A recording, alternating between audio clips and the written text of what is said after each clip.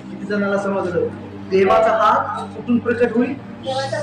देवाच्या सेवकाचा जो हात आम्हाला दिला.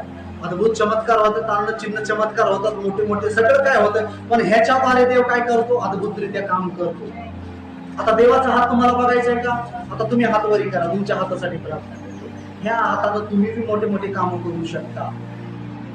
आता आता थोडं निरीक्षण करा, ह्या हातानं काय काय करा, असं बघा तो किती फसवायले, किती चुकीचे का हात बघा. आता देव म्हणते या हाताचा उपयोग मला तुझ्या करायचा आहे.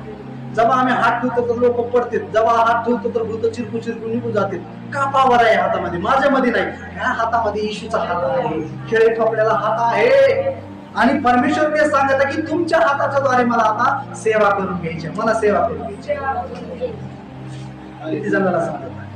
आता मग असं जर या हाताने जर केलं आणि या हाताने जर पुढ्या देत बसलो, या हाताने जर काही पार्सल देत बसलो, तर या हाताने प्रार्थना केलेली देव ऐकल का? देवाला तुमच्याद्वारे काम करायचे. आता समजा हे डॉक्टर आहे, या